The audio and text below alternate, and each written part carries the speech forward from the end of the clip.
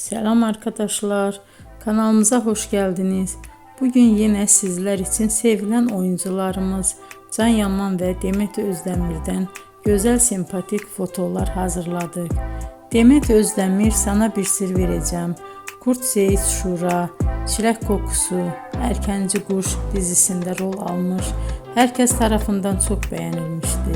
Biz de sizler için onların sempatik videolarını hazırladık.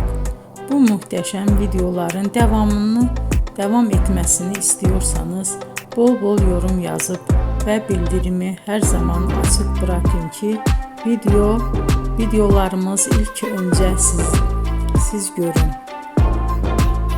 Hoşça kalın arkadaşlar.